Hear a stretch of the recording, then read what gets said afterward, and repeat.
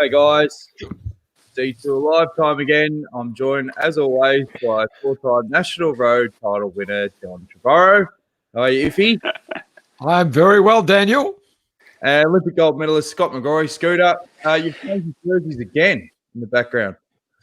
I have, yeah. So I've still got the Tinkoff jersey from signed by Peter Sagan as world champ, but then I've mixed it up with, because it's the Giro, I've brought out my signed jersey to me. I've always, I don't want these things to it's sell good you clear. It's good you clear it up that it's written to you, because that makes a huge difference.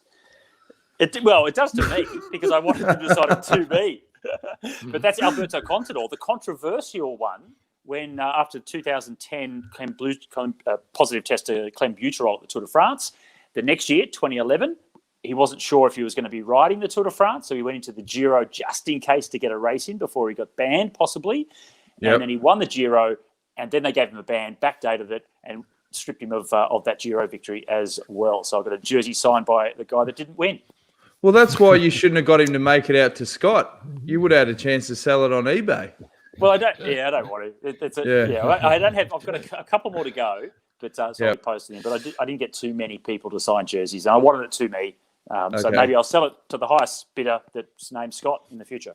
Oh, we'll put your bids online tonight in the comments. We're lucky to be joined by another superstar of world cycling, better known now for her exploits as a commentator during the Tour de France, Dr. Bridie O'Donnell. Bridie, thanks for joining the Detour again. How you been? Have you recovered from the Tour de France? Is your time zone back on track? Nah. Garbage. Still cooked? Have you had a chance to check in and have a look at much of the Giro so far? I've just been watching the highlights in the mornings or catching up on social media, or when I'm not sleeping at 2 a.m. I check out what's going on. So, yeah, it's been very interesting. Well, it was a big stage last night for the man, Alex Dowsett, and he was quite emotional after the finish. Let's have a look at Alex after his amazing win. I don't know. Just sheer determination. I think this year has been so hard. I have a baby on the way in January, and I don't have a job for next year currently, so I needed this so badly, and I can't believe it. Chanel and I have worked so hard this year just to be the best I can be, and my team, Matthias, today was instrumental. I think if he wasn't in the break with me, there's no way this would have happened. And Nicky, Rick, Davide, Rudy, Danny and Alex, all the riders in this team here in the Giro we're such a good bunch of guys, and we try every day to win, and I just can't believe it. Is it better than winning a time trial? Yeah, it is. It's because just that anticipation at the end. I'm like, I just don't know how it's going to go. Like, even 5K, and Nicky comes down the radio, it's like 36 seconds, and it wasn't until 2K, and he said you're still at like 40 or something. I was like, I don't believe it. Great stuff. How good sport. And particularly when you hear that he didn't have a contract for next year, he's having a baby, all the elements, Iffy, you want in a stage victory. Exactly. But also that's his first big win for the year. It's the team's first win in a Grand Tour. And it's his second Giro win. He won in 2014, he won the time trial, beating Bradley Wiggins. So that was a pretty impressive win as well. But it's going back a long while. 54 kilometres was that time trial, John. So not just a simple little ride down the park, pretty long time trial. And seventh in the stage was a guy named Cadell Evans. So some pretty big scalps to Dowsett. And it's 9 years since he last won a road race, a race that wasn't a time trial. So extraordinary. Hopefully he gets a contract for next year. It must, Bridie, put a lot of pressure on these riders when it's the last big race to do something when you don't have a contract the following year. Yeah, don't you reckon we saw that last week as well, when we saw Jay McCarthy crashing into that barrier during the Liège-Bastogne-Liège and Van Avermaet crashing after him? Jay got straight back on, and there was all this sort of talk of Bora saying, no, he's fine. he doesn't have a contract for next year either. He hasn't raced as much as he would have liked. That story that Alex told about he and his partner and she's pregnant, these guys and the women, they have lives outside of this, and we often just see the highlights package. We see them on a podium. But this year in particularly, I think, has brought a lot of the riders' stories closer to the fans, and that's a good thing. I think people realise the commitment and sacrifice involved. So a great outcome, but for every Dowsett winning a stage, there's just dozens or scores of riders that are not getting what they need and want out of the season. And then you throw into the mix the teams that don't know their own future. You've got two of the big teams that don't know if they're going to get a sponsor. That obviously adds another element of pressure. Scooter, what are they got to do moving forward to sort of even this keel? You can't just keep having teams falling over year after year. It's not a sustainable model, particularly in the current climate. No, look, absolutely. And this has been the age-old argument, hasn't it? So the challenge we've got is it's a sport that's ruled by the International Cycling Union. They want to have control of the sport, but it's really run, the full power of the sport is with ASO, the Tour de France organisers. They have all the big money from the television rights of the biggest annual sporting event in the world. They won't come together. And the riders, in the meantime, have no say whatsoever, as we've already discussed in previous episodes throughout the Giro here, that the Riders' Union doesn't exist. They've got something that is penciled down as a union, but it doesn't really have any say. So until we get one proper organisation that really does want to distribute all of the funds and the broadcast rights throughout the teams, then we're not going to have any sustainable model, and teams will keep falling over.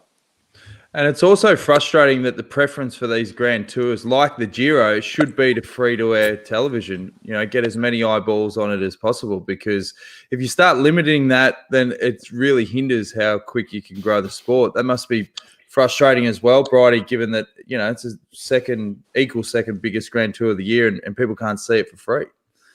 And look at the feedback around the women's Giro as well. That this was an extraordinary race with some really difficult stages, we have to say, and some particularly, let's say, for what happened with Annemiek and Spraddy, is that making the race hard or making it challenging and then not broadcasting it means that the riders are subjecting themselves to a really difficult experience. Not that it's physically hard, but if you don't have an ability for motorbike cameras to follow someone when they're crashing, or you can't even have a team car on the road because it's narrow and dusty and dirty, you're actually compromising the safety of the riders. But they don't have any choice. And for the women's Giro, they've got to do what they've got to do to be in the biggest race. So Scott's right about this lack of autonomy and choice that the riders have. And even, they're desperate. They're like actors queuing up and doing auditions in Hollywood over and over again, just hoping and hoping for a big break or a big season. And most riders are only on 1 or 2 year contracts. So they're just kind of every year they get to that July, August period. And this year has been even harder with less chance to prove what they're good at or how great they're riding.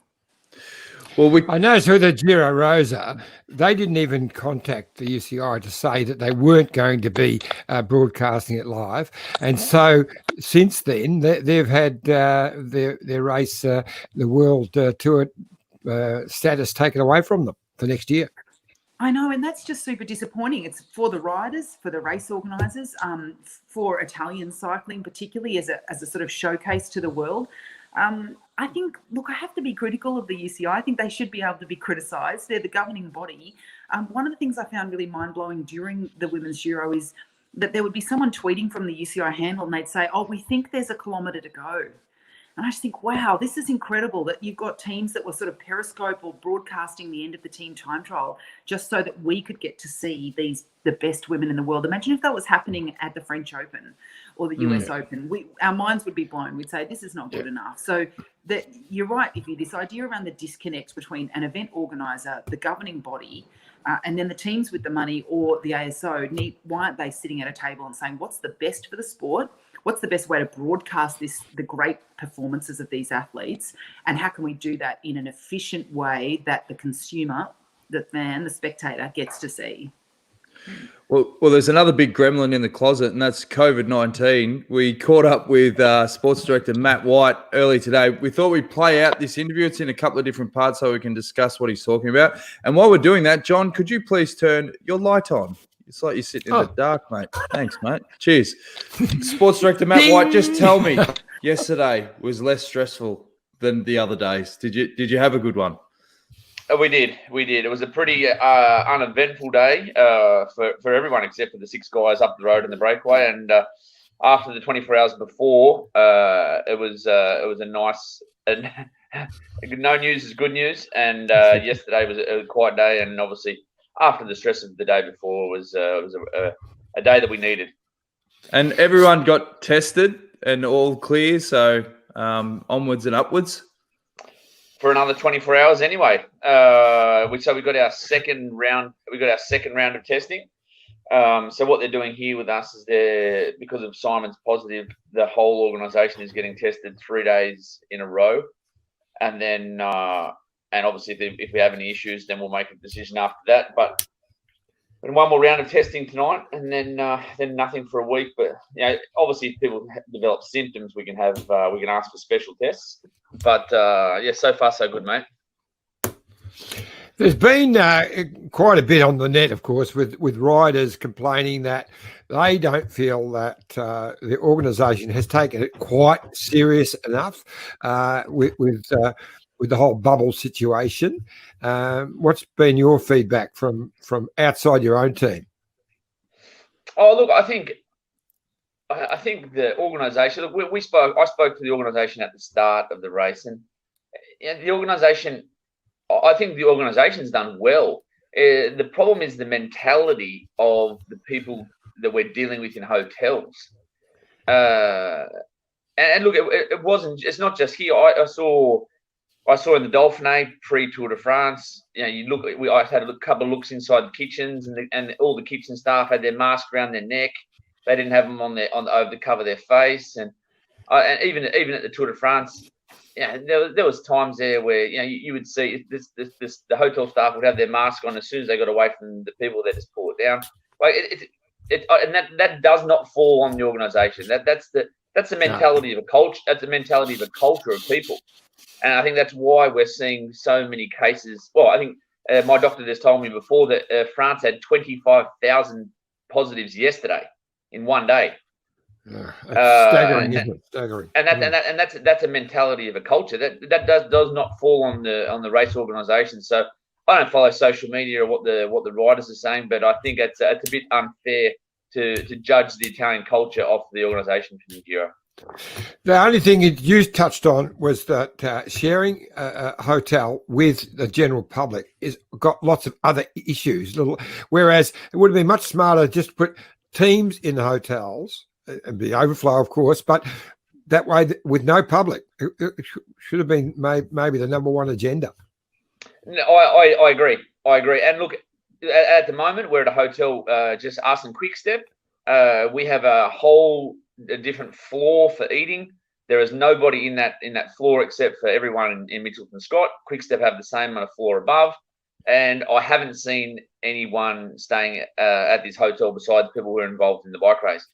Sicily was another story. Our opening hotel in Sicily, we had 5 teams staying at the same hotel. We had the whole of the RCS, which is the race organisers, and then we had family holiday makers, all sharing the same eating area. So I agree. I think it should have been a little bit easier, and funny as it sounds, like even if you are going to share with other teams, why not keep those 2 teams together for the whole race? So you're not mixing bubbles. Yep. We've got our own bubble here, but why are we rotating team? We've spent a lot of time with Ineos, who have a very very strict protocol. Their staff don't even eat inside the hotel; they eat in tents out in the car park. It's a bit intense.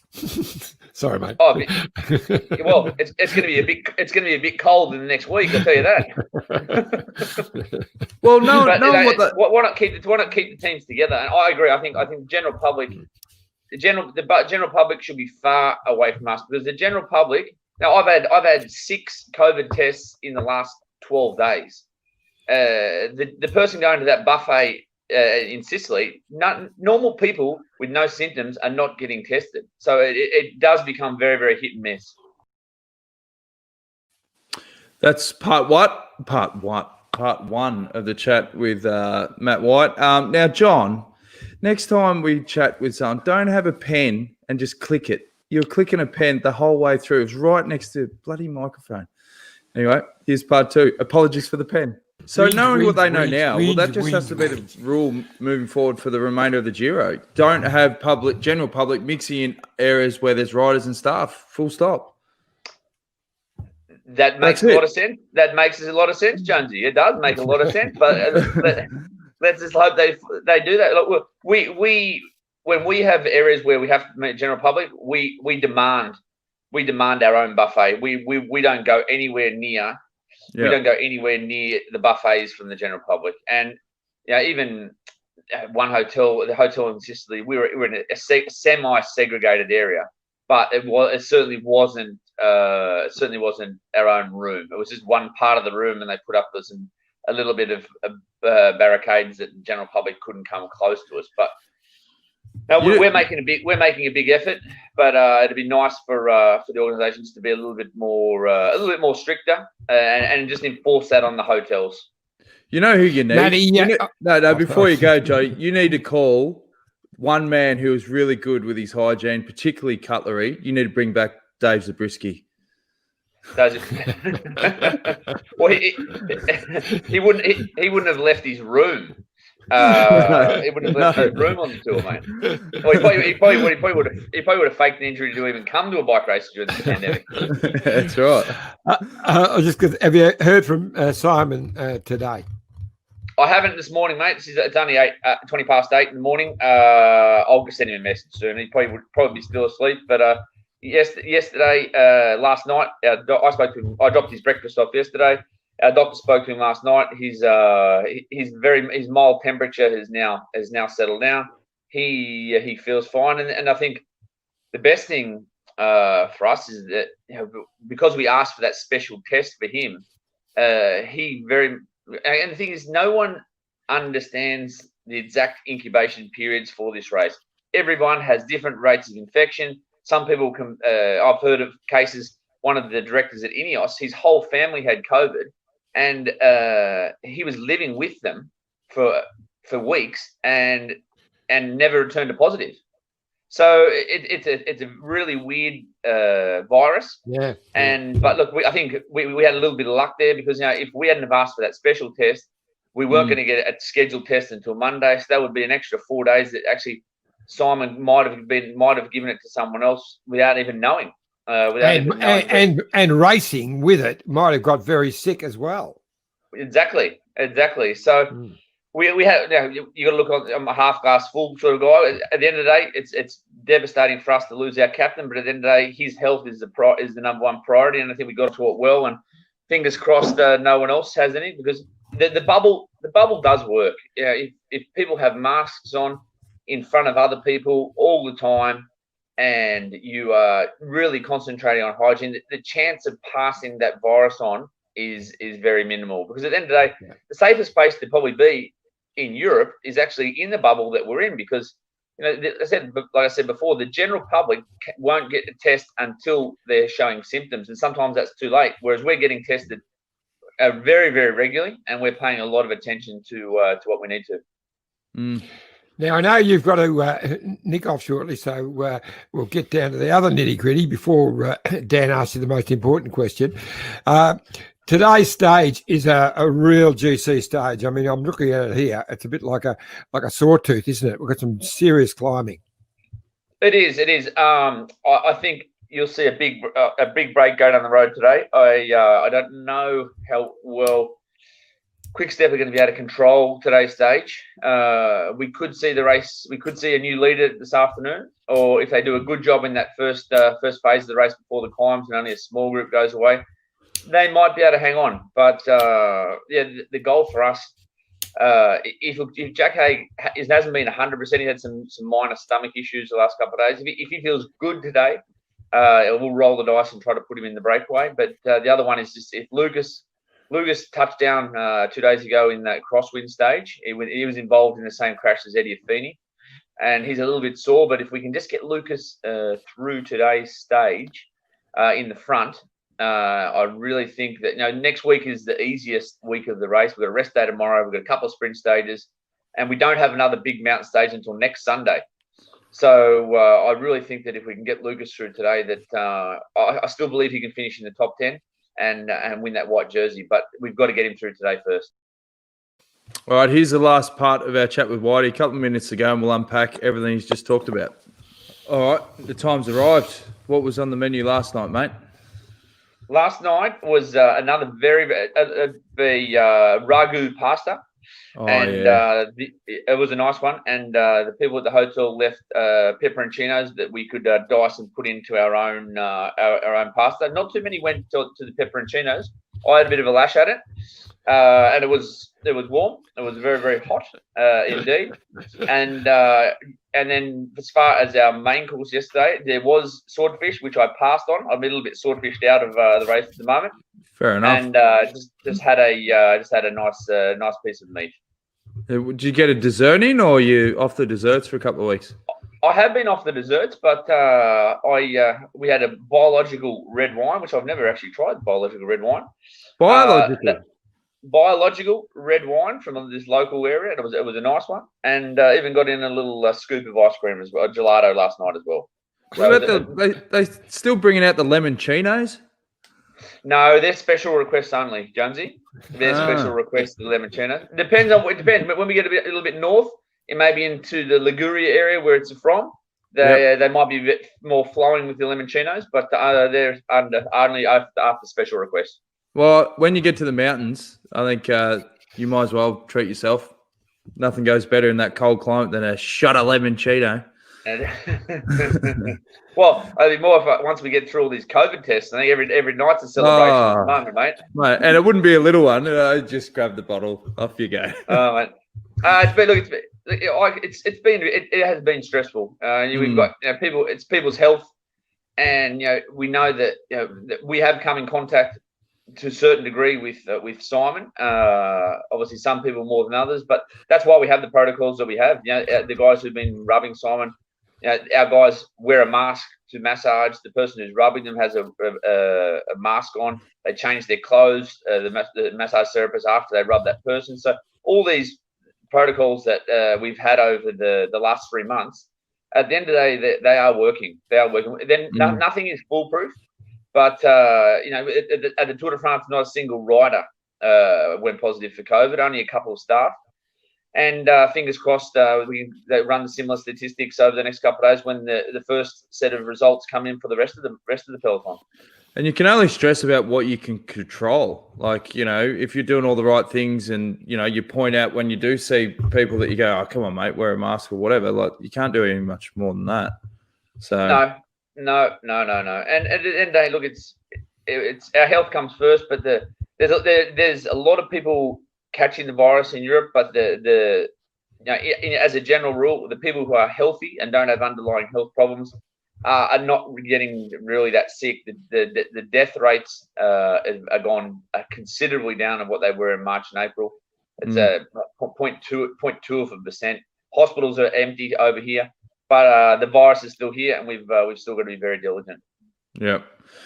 Well, fingers crossed. Today's another one that's not high on the stress meter, and you can enjoy that rest day, reset, and gear up for the second half of the Giro, mate.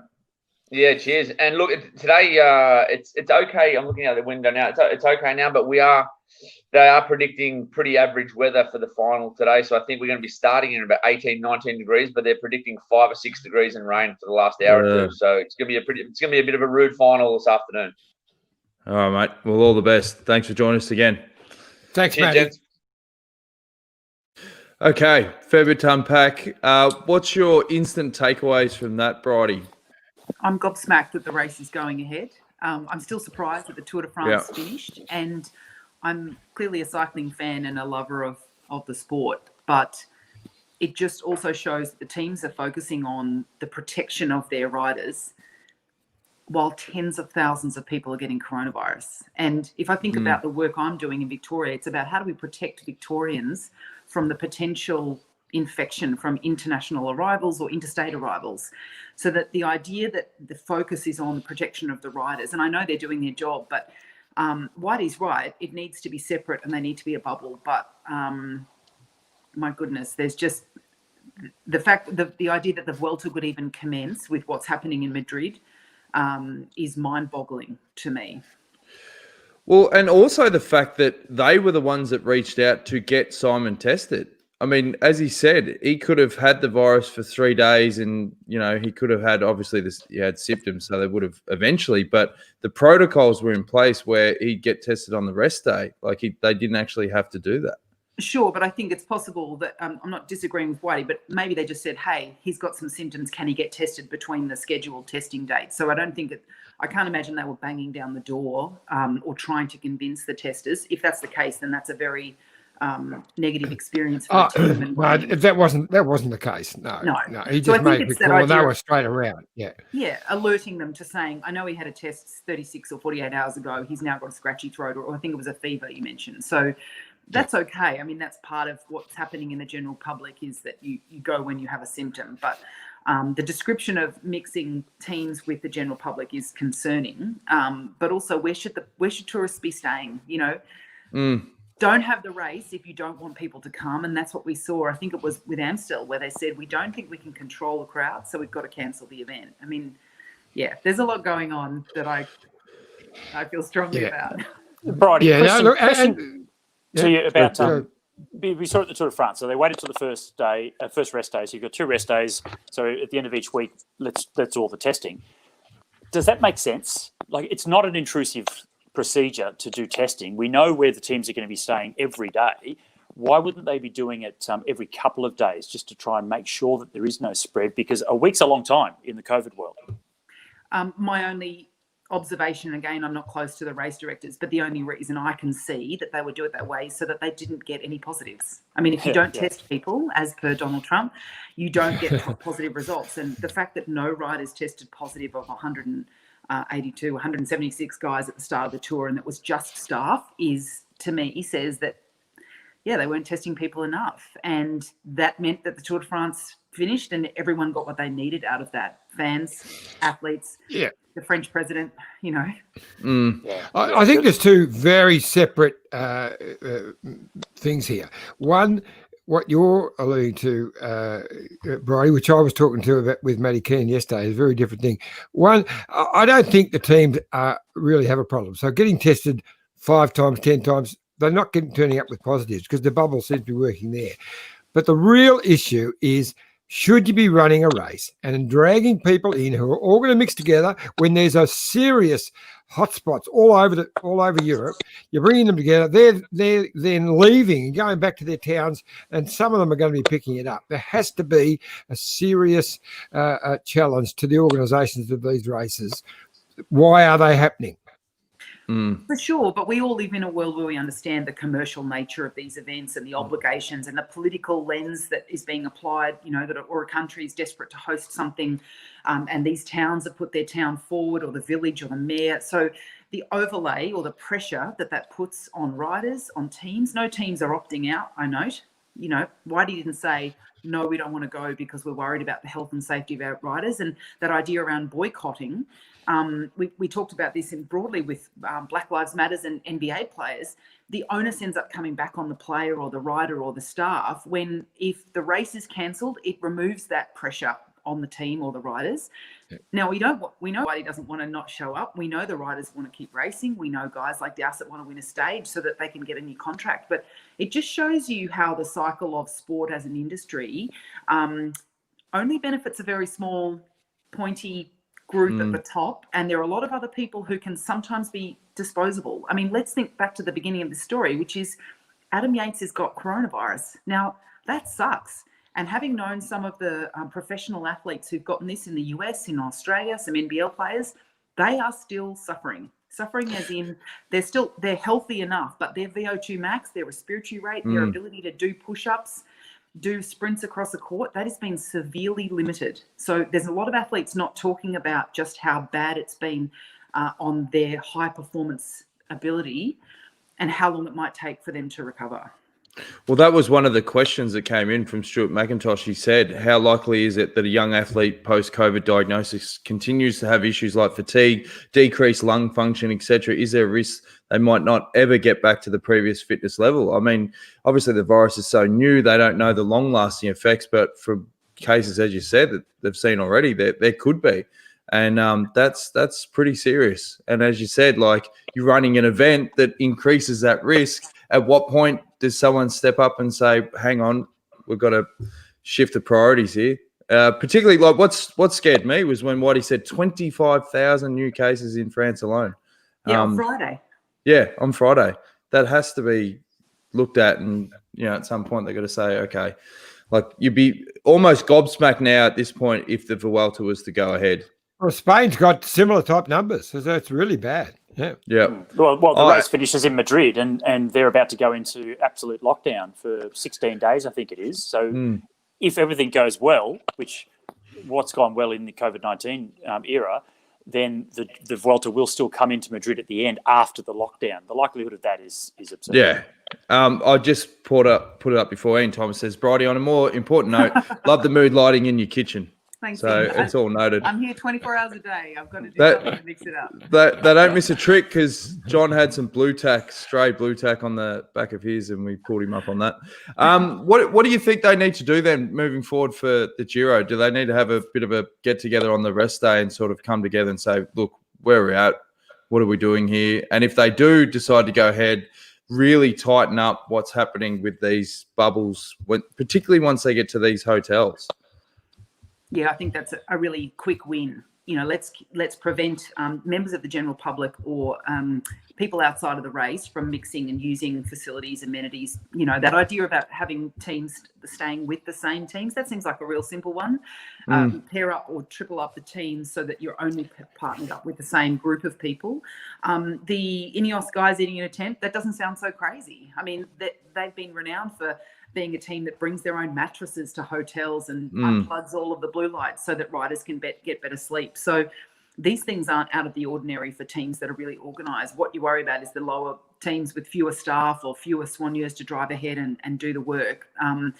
I think what we saw with the Tour de France was there generally was a separation of fans from the start line. You know, there were double barriers, or there were, you know, even on the climbs where there was proximity, there were some people in masks and not, but the riders were moving past them generally pretty quickly, and then they would be going to their buses. So just at least controlling what they can for the next 10 to 12 days will help the teams. That's not going to help the Italians, the members of the general public that are all loitering and not mask wearing, and to Scott's point about the general behaviour. But I think they can get some quick wins, and surely the race won't want more negative publicity. Scooter? You know, remember a few years ago when Richie Porte and the Ineos team brought a motorhome to the Giro for Richie, so he'd have the same bed, he could unpack everything, and then the UCI was very quick to ban it. They don't look so stupid now in COVID times. They wouldn't even have to go into the hotel if they were in motorhomes. Do you think that the fact that the riders haven't sort of thrown out that whole "we're going to boycott the race" means that they might not understand the seriousness of COVID? Because Alex Dowsett is a good example of that. He doesn't want to go home. He wants to race for a contract, and he might have got himself one by winning the stage yesterday. So that's that level of desperation. If you're Peter Sagan and you're getting €5 million a year, okay, we'll sit out the rest of the season. No big deal. But if you're 3/4 of the peloton that are either trying to increase your contract going forward or stay on contract, you don't want to go home. You're desperate to try and get something out of this season so you can, go feed the family and pay the bills. And if we think back to, back in the dark days when a lot of athletes were doping, it was for those reasons the same, which is desperation, hoping for a better contract, taking bigger risks that you would, we heard that poorly paid athletes, particularly in that under 23 sub-elite contracts, were doing anything and everything they could. And that, Aussies we know that have travelled over to race in, stagiaires as in smaller teams with crappier kind of governance, were surrounded by doping, much more so than in a really professional run team where your equipment was awesome and your coaching was awesome. So this is unfortunately the story about professional athletes where the pool is enormous. If there's 1,000 guys for 50 jobs, then no one is going to put their hand up and go, you know what, this could be dangerous. I think I'll go home, because someone will say, no problem, we're just going to fill your spot with someone else who's more desperate than you. And that's also the reason that it's been such a challenge to try and get a riders' union together, because if the top guys were to boycott, then the pro-Conti teams, the continental teams, the third-level teams will then come in and do those races. They're happy to take the opportunity because they've never really had one voice. Yeah. Well, what do you reckon, John? You've been on your phone for the last 5 minutes and you're sneezing through answers. What's your take, mate? I was just answering Dave McKenzie, our guest for tomorrow night, who was ringing in the middle of the show. He forgot what time we're on. So, so what are we talking about again? Nothing. Don't worry about it. Nothing. Don't worry about it, John. It's not important, mate. I'm only joking. I was listening to it. John, Simon Yates has tested positive for COVID-19 at the Giro. He's out of the race. It's out. Yeah, just let you know. Good on you, Scooter. Yes, thank you. I was the one who told you when it happened, but that's fine. Oh, I was just checking. I wasn't sure, mate. You know. Is there any further questions for Bridie before we let it go, John? No, not from me. It was great to have you on, Bridie. You're a superstar as always. Anytime. I'm here all the time. Yeah. But I just, all the things we've been talking about, I still can't get my head around how the Tour de France and now the Giro and they think the Vuelta, which is attracting all these people from all over Europe. Yeah, that is the issue. It's not actually the bubble between the riders. They're fine. As Whitey said, they're safer in this bike race at the moment than they would be sitting at home. It's so unsafe for the general public, and they're just going out and spreading. It's one of the reasons why they've got 25,000 in France yesterday. It's invisible. That's the thing. If it was a weather event, if it was snowing every day and there was a risk of crashing, it's a very visible way that people can see risk. Or if it was a heat wave, the riders would say, it's 45 degrees every day. We can't do it. It's not safe. But exactly as Scooter said, that it's an invisible threat. People look fine. Lots of people are asymptomatic. So there's a complacency and a denial there. And maybe they'll have political leaders, or we've seen this in the United States with the president testing positive and saying, I'm fine now. I'm fixed. I don't need a mask. Everything's fine. So there's some very loud messaging coming from very high-profile people to say, don't worry about it. I blame Trump for all the issues we've got at the Giro. It's all got to be his fault. And Sam said exactly that. Who's not to say that Simon got COVID from another rider that's asymptomatic? You just don't know. You don't know. Could still be in the race. Yeah, could be still contaminating other people. Yeah. Yep. All right. Well, we really appreciate you coming on, Bridie. Fantastic insights. Your lighting is magnificent, so we appreciate you taking the effort for that. Puts us under pressure now. I know. But, fantastic work, and we look forward to speaking to you soon. Thanks a lot. Have a nice night. Thank you. Cheers, Bridie. Thank you. Bye. Bridie O'Donnell. Gee, she's a lot more switched on than I am. I'll give you the tip. What were you going to say? So, Whitey, what I got out of that, he's angry. He was being diplomatic, but he's just angry with the situation. They're doing everything they can. And we heard this also probably from Whitey during the Tour de France. And, we mentioned this a couple of days ago when we heard about Simon the first time, that they were disappointed with other teams. And I think we've got to a point now where all of the teams are on board and they understand what's at stake here. But then the organisation just haven't really put that through and vetted all of the hotels and the hotel staff. And there is so much at stake when you're talking about professional livelihoods. All of these riders, I know from the Mitchelton-Scott team, most of the teams had their salaries reduced this year while they weren't racing. And obviously there was no revenue coming in for the teams. There was no marketability with no races for the sponsors. Now they're back racing again. They're desperate to try and recoup their lost earnings throughout the year. And what's at risk, could be just a waiter that doesn't really care.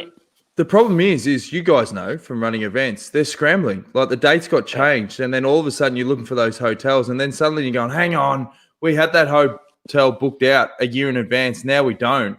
And they're scrambling to fill these positions, and then they're like, oh, well, we've got bookings as well. They can't really – they're just scrambling at the last minute. It's almost as if you just needed a blanket set of rules for each hotel. But even then – you can put in the rules, regulations, fines. You're still relying on people doing the right thing. And then, that's where society as a whole, every time we fall over because all it takes is a handful of people and that's it. Yeah, and they're listening to Trump, as you said before. So It's that's the Trump's unfortunate fault. thing. It is. Blame him It for is. this whole scenario at the moment. But you know Trump. what? When you think about it, John, you need to clear your throat half an hour before the show. Just, When were you tested last? they've put a 9-month or 10-month season. They've tried to do it into 3 months, which has been an amazing challenge. And so far, they've almost gotten away with it. Now, unfortunately, 2 of the biggest one-day classics have been cancelled, and the Vuelta is going to be. Remains to be seen whether we can get to the Vuelta. I have my doubts, but it might end up they run it and don't go to Madrid. That's a possibility. But even where you spoke last night, Scotty, about Paris Tours, and I thought it had been cancelled. Well, it's not. They're running Paris Tours, so Even that doesn't make sense. No, but Paris, they're not starting in Paris, of course. So. Where they're going to the area around Tours is not like it is around Roubaix. It's not a hotspot, so they're able to do it. is this true, what John says? Surely masks are only placebo. If the virus is present, it will still enter your body through your eyes. Can it go eye to eye? No. Eye to eye. No, well, it has to be airborne to do that. So someone has to cough or perhaps sneeze for it to then be airborne. Or scream and shout, or it's like choir's a band at the moment. So once it gets airborne, it could go into your eye or through your ear. The mask is obviously what's the first thing you can do to protect other people from catching it if you have it. John Stevens, he was the lead singer for a little while with ACDC, didn't he? Join him for a little while. ACDC, Noiseworks. Noiseworks. That's right. Yeah. I think he did a stint with In Excess. That's right. He did too. Yeah. And got the lemon and sauce. Yeah. So let's continue down the music path. What else are we listening to? Now, John, yesterday you were shown up by Matt Keenan when it came to the plug for Mitchelton. You've psyched yourself up for today's show, and you've openly stated, no pressure, that you're going to do the best rap for the Mitchelton winery. Now it's time, mate. Give us your best. I didn't say that I was going to do the best. I'm going to do better than what I've done before, which is not that hard, but that's fine. Here we are. Look at that. The beautiful Mitchelton Hotel. So experience the history, the beauty, and the serenity of the Goulburn Valley. The Muse restaurant. Explore the seasonal menus with wines perfectly paired. It's now famous for its weddings. The best place for a wedding is Mitchelton Winery on the beautiful Goulburn River just out of Ngambie. That iconic tower that you see there in the background, you just see the views of the whole area. The cellar door, you can book a wine tasting. You've got a fantastic day spa just in the top part of that hotel there, where you can quiet the mind, unwind the body, rediscover your balance in a setting of peace and harmony. So get up there, fellas. As soon as the lockdown is unlocked, get up to Mitchelton Winery for a wonderful weekend experience. Yeah, that's your best yet. Well done, John. That's great, John. Sensational. Now, can we just tape that and play it so I don't have to try and do it again? Just keep playing it every day, every week. Well, Jerry's lost interest in footy, so he's probably watching that. That's great. Along with me. Yes. Yeah. But here's a quick word from our mates at Bike Exchange. Look at this bike. You think it's just a bike, right? But it's not. It's a bike 374 people are looking at. This guy, this girl, them, all looking at it. People from here, there, and wherever this is. People that are looking for a bike. Or just a piece of it. Amateurs, semi-amateurs, and pro-amateurs. This guy wants this bike, but with this crank and these bars. This could be the perfect match. But not this one. This girl has a bike to sell, and thousands of people might purchase it. Eyes on Bikes help grow small businesses. His, hers, yours, and the latest data and insights help those businesses keep moving. We are the world's #1 bike marketplace, with over 500,000 products and 900 brands, where buyers and sellers are brought together in a place where a bike is never just a bike. Bike Exchange, where the world buys, sells, learns, and rides. Thanks again to our mates at Bike Exchange. Now, social media is lit up. I'm sold, Johnny. Well done. Nice work, Iffy. Hand claps. With that sponsor read, should get John to give COVID directions to the public in Europe. That will get them through to them. Great job, Iffy. And then the last one from Scott McGrew. Great plug, John.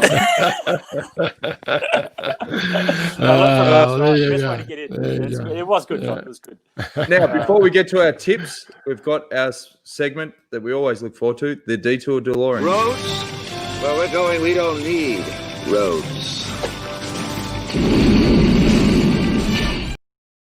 Now, the Detour DeLorean's all about lifting the spirits. We've been obviously going back over, backstage passes and things like that. But I wanted to make it about, it doesn't have to be cycling. It can be all sports. And last night, I witnessed something that, geez, it made me feel good in sport. So this is my highlight, almost my highlight of the year for the Detour DeLorean. Let's have a look. Gary Rowan plays on and across the ground. They've got a couple of options. That is just too easy. All on his own, Duncan, and he squares it now for Guthrie. I think we're all a little shocked. It is a pounding. Mate, absolute pounding. Collingwood were useless. You had no right to be in the finals if you're going to dish up performances like that, John. Absolute disgrace. But how the Hawks going, mate? How the Hawks going? 3 flags in the last 10 years. Yeah, no, we've been going pretty good, mate. How you guys Yesterday's going? heroes, mate. Yesterday's heroes. Yeah. Yeah. No, so I thought the Detour, shout out to your wife, Kay, the Mighty Catters, gave you absolute bath. And Tim Parker, go Cats. So there you go. Hey, to the international... living in Geelong when you barrack for Collingwood this weekend, I can tell you. For all the international viewers, that's Australian rules football. They wouldn't Australian have a clue what's going on there. No. But anyway, stage 9, boys. Here's a market. Oh, okay. That's interesting, isn't it? I think this is going to be a race for the overall classification. Now, there's obviously a chance that a breakaway will go early, and the GC guys, they don't have to race for the stage win, but they're just trying to beat each other.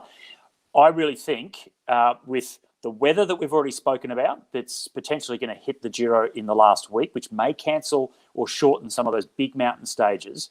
Then you've got, obviously now, the first time in one of the Grand Tours this year, we've got a rider that's tested positive for COVID-19. I think the GC guys need this stage. They have to come out fighting for the overall win in tomorrow's stage, just to make sure they're in the position in case something goes drastically wrong over the next couple of days. So I think Vincenzo Nibali, for me, is the man that's going to take the stage. Yeah, right. He wasn't even on the top 8. So he'd be juicy odds. I'm sure some of our sicko punters will be looking at the prices. Yeah. Yeah, I also think there will be a great race for the GC, but there'll be 2 races. I think a break will go, and I think a break will get quite a good lead, enough to win the stage. And I reckon Jack can win it. Jack Haig. You reckon? Yep, he gets in that breakaway. He's such a strong climber. And I see the experts think he's right up there as well. Yep. Well, the other experts. That would be great. Yeah. I hope you are right. Absolutely. I want Jack Haig to win. Lucas Hamilton would be another one. It'd be great to have him up there. We heard Whitey say he wants to try and get him up into the top 10. But they're not going to let him go in the breakaway. They're not going to let go in a breakaway because they're too close. They're only a couple of minutes down, so they're not going to be getting any breakaways. Whereas Jack's 8 minutes down, so he'll be able to get into a breakaway. Yeah, absolutely. Hey, do you know that going back to last night's stage, a lot of controversy around the crashes that happened, and in particular, the one at 45 kilometres to go. They have a sponsors banner that goes across the road at 45 k's to go every day. Hasn't been a problem up until yesterday. Big wide road, and there was a narrowing because of this banner. And big crash, 3 broken wrists. There are 5 guys that didn't take to the start today. Yeah. So we're actually 14 riders out of the Giro since we started up to stage 8. And at the same time at the Tour de France, there was only 8 riders out of the Tour de France. So we've lost more riders here at the Giro, and a lot of it's been from these sorts of crashes. So there's a lot of discussion. Jos van Emden, in particular, from Lotto Jumbo, very disappointed with the lack of safety protocols around things like the banners, inconsistencies from one race to the other. This is the second biggest race in the world, and they're still doing silly things like putting banners across the road and narrowing the width of the road. It'd be a good one to bring in Sam to talk about that. When podcast fishing again, Jesus, it's an easy bite. This is like mud carp down at the Lake Guthridge. How are you, Bills? Sammy? Oh, hang on, unmute your mic.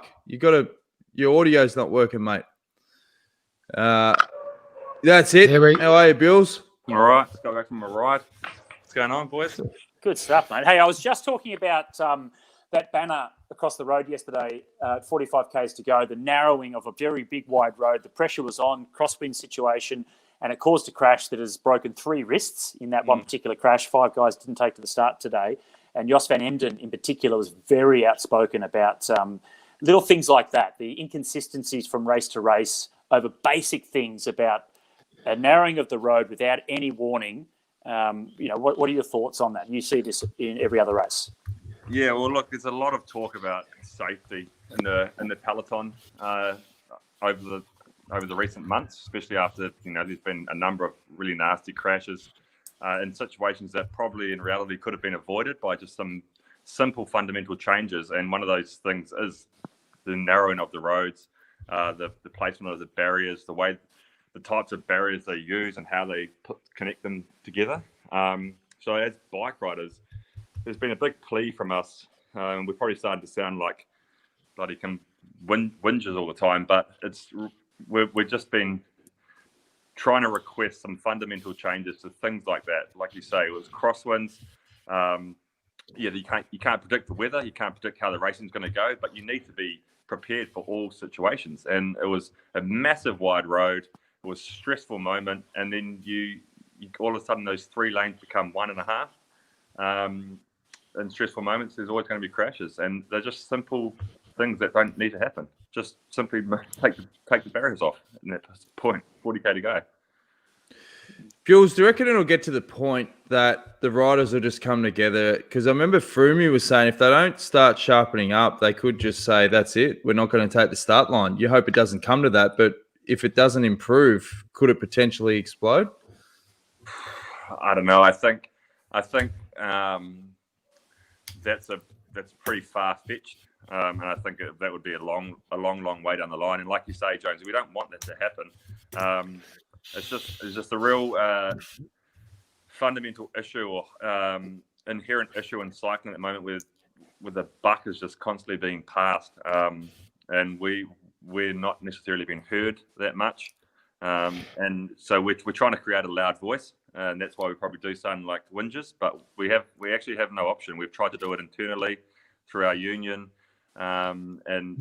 Bills, how do you get that union to get some strength? At the moment, it's a paper tiger. And I know most of the riders aren't happy with the way it's run. There's got to be a better voting system that gets that union to really be the voice of pro cycling. Well, they have the voice, and they have the strength. It's just unfortunately they sit on the wrong side of the table. They are in the pocket too much of the UCI, and that's not how a union should work. The union is for the bike riders, so they need to be butting heads with race organisers, with the UCI. That's their whole purpose. Exactly. You can't have you don't have a union in a factory that's funded by the owner of the factory, so that needs to change. They need to realize that they're here for the bike riders and come and sit at the other end of the table, guys. That's what we need you to do. And it's really hard to do when you're talking about money and talking about politics and talking about powers and all this stuff, but that's ultimately what we're trying to do, is just create a voice. Say, look, we want to use you guys. You guys do offer a lot of good things. You have, you're not completely useless. And we do respect the fact that you guys have the power to make decisions and be our voice, but you need to do that. You need to be that. You need to do that. Well, Caroline has made a good point. She said it's not whinging when it is concern for you and your fellow riders. At the end of the day, when you skin it all back, you're just wanting for like a fair system. You're wanting to protect the rider's safety, and you're wanting to have a collective voice, which is fair, which is every cyclist has an equal vote. That should not be overruled. And when they try and twist that, well, obviously there's other things at play. Okay, well, there's financial reasons for you not to understand a fair process. That's all got to stop. Yeah. So, it's got to get to the point where it's like, no, that's a fair system and that's it. We're the riders. We're the ones that should have the say. Take it or leave it. Exactly. And that's what we're trying to do with this change in this voting system within our union, within the CPA. They've had a voting system in place for a number of years now that's, quite frankly, just doesn't work. It's not fair. It's not democratic. So we've been trying to push for that change. They have made some changes recently in the last few weeks around the voting system, but still ultimately haven't achieved what we've asked of them. So hopefully, the dialogue can continue and things can start to improve, so that we don't have to take any of these drastic measures like not starting a race or anything like that. The thing that you've got where that actually does work is, I think it's obviously happened in the NBA. Nathan here says F1 boycott worked many years ago and still stands. Don't see it happening in cycling, though. I think the biggest issue is you're going to have a lot of teams where there just flat out won't be riders that'll do it. The teams that have got sponsorship that's linked through to ASO and things like that, they're not going to do it. So unless it's a collective voice with the majority, really at the end of the day, you just need the hitters. You need your Froomies, your Gerrants, your Bernals, all these guys, your Rogliches, all to come together that have got the power, Sagans. If they have the voice, like what happens in the NBA, if LeBron James says, that's it, we're not playing NBA finals, well, they aren't going ahead. So if you get the right influences, something could happen, but hopefully, it doesn't come to that. At the same time, you need to change that culture, Jonesy, because if it's purely reliant on the big names for it to have any effect, that's also crap, because it doesn't matter if you're Peter Sagan or Sam Bewley. I'm still doing the same thing, and the problem with that mentality, in a sense, is that you get cycling is continuously recycling bike riders. You have young guys coming in, old guys leaving, young guys coming in. All these young guys who come in, they feel like they haven't got the voice because they're young. They've got to keep quiet. It's up to the older guys to speak out, or the big names and stuff. We actually need the whole peloton. Doesn't matter how old you are, how good you are, how many races you've won or lost. It shouldn't matter, in my opinion. I mean, sure, the social media, you're going to gain way more traction if you're Chris Froome and you have 500,000 followers, or however many followers he has. You're going to gain more traction from that, and it's going to have it's going to be heard more publicly. But it's about everybody coming together, and it doesn't matter how old. Young guys are actually the ones that should be speaking up, because it's easy for an old guy to go, this system's flawed, the system's corrupt, the system's shit, but I'll be out of here in a couple of years, so stuff it, That's a bad attitude. The older guys need to be saying, I want to leave this sport in a better position than when I found it. So that's the first thing. And then the young guys need to come in and understand that they have the right to fight for their sport, fight for their future. They're going to be here for the next 10 or 15 years. So they're the ones who can make the real big change. So it needs to be everyone. No, I totally agree. We were, the fundamental here is about safety, and everyone breaks the same. Whether you are Peter Sagan or Chris Froome, as we saw coming back from a broken leg from last year, or a first-year neo-professional, if the race is dangerous and it could have been avoided, we all break bones the same way. And that's just a simple thing to make sure that certain processes and protocols are in place to make sure it's as safe as possible. Sometimes I think the people that are making these decisions, same with the COVID situation, weren't actual riders themselves. They haven't been in the peloton. They don't know how scary it is to be going at 60 to 70 kilometres per hour in a crosswind with barriers that just shoot out from the side of the road. Or I remember Mark Cavendish, a smaller race, Tour of Britain, on the edge of the road, going over the top of a hill a few years ago. You might remember, Sam, crosswinds, they were on the right-hand side of the road, and one of the parked cars stuck out a little bit too far. And Cav was under the wheel trying to just stay there. Bam, hit a parked car.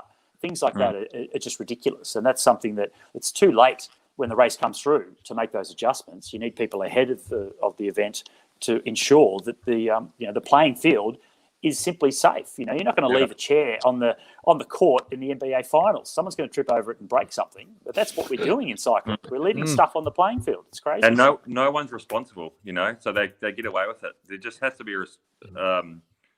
be penalties, and people have to be held responsible. For example, in the Giro the other day, the helicopter flew too low, blew the banner across the road, and a couple of guys crashed.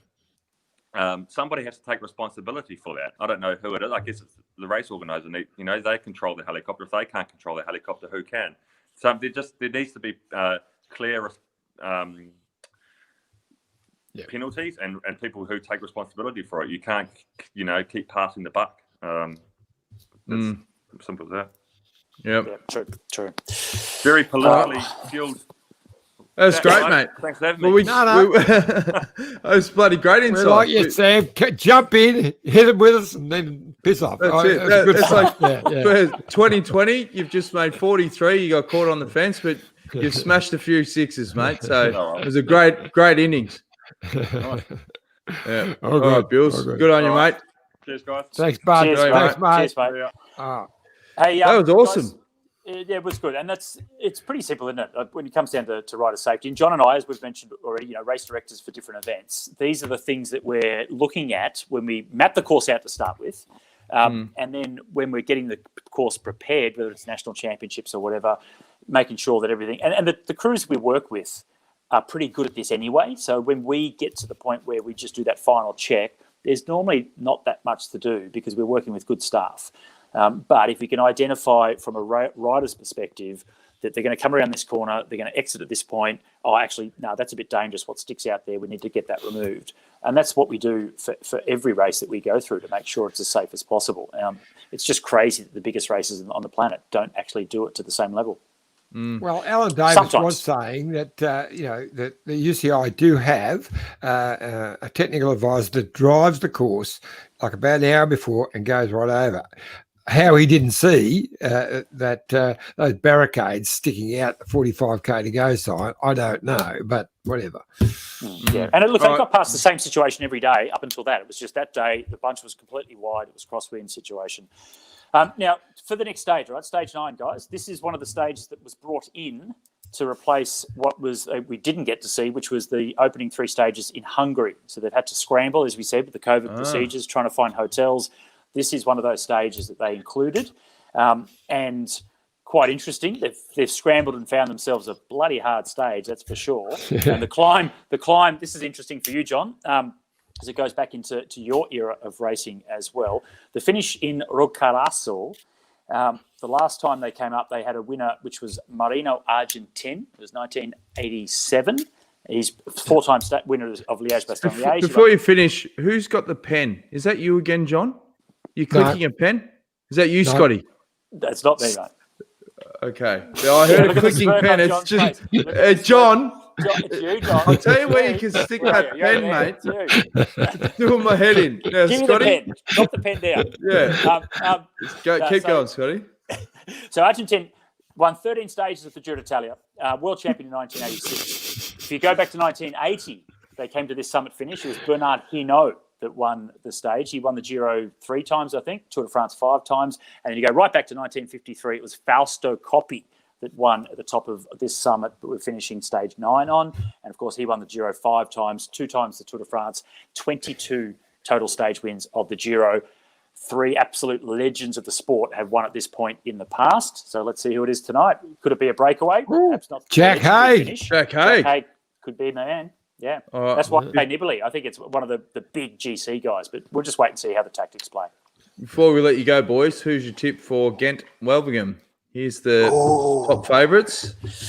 Isn't this going to be a race? Van der Poel, who is due after what happened last week. Mads Pedersen's up there. Sammy Bennett. Caleb Ewan, the Aussie, $21.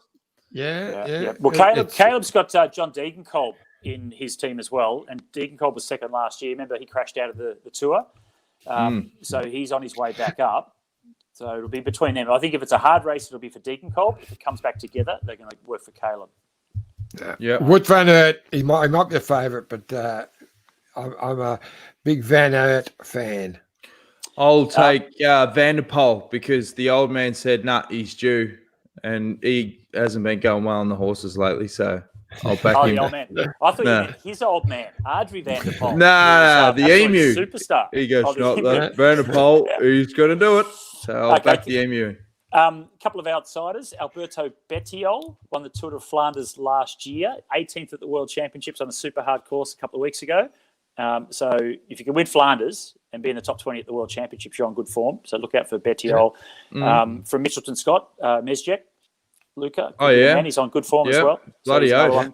That's a good one. But those two top guys, wow. And, didn't Lucas jump second in this last year? Huh? I don't know. So that Are the men on before the women? That's from Nathan in the Get Welbegum. I'm not sure. I haven't looked at the start times or lists. That's for the true. women, That's different. Yeah.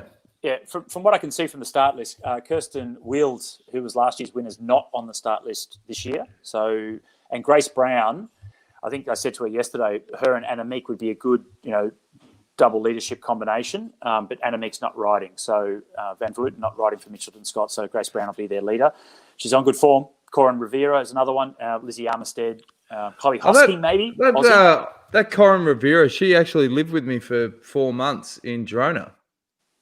Yeah, with Amy Bradley, like they needed a place to stay for a couple of months. I said, I've got a couple of spare rooms. And then she goes on and she won Flanders, yeah? She won Flanders, mate. She's a gun, yeah. Yeah, I was going, she looks familiar. Hang on. And I almost blew her up. How familiar? No. I almost blew up. We were filming stuff for the ACDC music video in 2013. And we took the fireworks down to the park and we just needed to fill it with crowds. So there was Amy, Corinne, Sam Bewley and Hepburn. And we let the fireworks go and one of them got stuck. And that's when we were yelling at people, get out of there, just move. And it blew up and missed her by, she could have ended her Flanders campaign. But no, she survived and it was a great clip. Well, that's what that was a good clip. Only in Spain, mate. Only in Spain. Hey, look, both going to be great races. It's always been seen as a semi-classic, but obviously it's a bit more than that. I think it's a great race, Gent Wevelgem. So this is going to be the first time for a little while. Actually, we see Wout van Aert versus Mathieu van der Poel, which Holland versus Belgium in Belgium. This is going to be a great showdown. Matty Keenan just messaged me and he said, yes, men before women. And he also said, very Gary Ayres, mate. Your Sagans, your Benals, your Froomes, gold. Good on you, Matty. So, that's interesting that they're running the men before the women. That doesn't often happen, but, Well, hardly ever. So it's good that they're doing that, showing respect. Treat them as equals and they will become that in terms of the way sport's presented. Bay Classic, we've done it in the Bay Classic, mate. Yeah, well, there you go. Biggest race on the planet. Well, outside the Tour, the Giro and the Vuelta and the Tour of Spain. Always said, John, you're a pioneer, mate. You're a pioneer. All right, well, thanks for joining in. That was a great show. Very in-depth discussion. Johnny, you can stick that pen where the sun don't shine, and we'll see you all tomorrow. Rest day edition. We've got Dave McKenzie, yeah? We have got Macca, yes. And I'm going to get Neil Stevens, and we'll talk about the Linda McCartney team. Brailsford. Yeah, no, he's coming on tomorrow. Yeah. Is he? Yeah, no. Well, I don't know. He hasn't answered by text. We should have this conversation. Let's have this conversation. I wish we had a photo of Dave Brailsford sleeping. I'd love to show that every night. But anyway. No, we've only got this one. Yeah, there he is. Rowie. Come on, Luke, Rowe. We want you on the show. Okay. We'll tune in tomorrow night. We're going to have Dave McKenzie and possibly Neil Stevens. We're going to talk about the Linda McCartney team and what went wrong. Why did they fold? And I think there's a funny story. I'll see how much Neil's wanting to share, but I've heard him vent many a time about that period. So we'll see how we go. Boss. Yeah, we'll see how we go. It could be very interesting. It'd be like that when Channel 9 used to do those true crime stories, with about the mafia and things like that. So stay tuned for that. We'll see you at 7:30 tomorrow. Thanks, boys. Great show. See you then.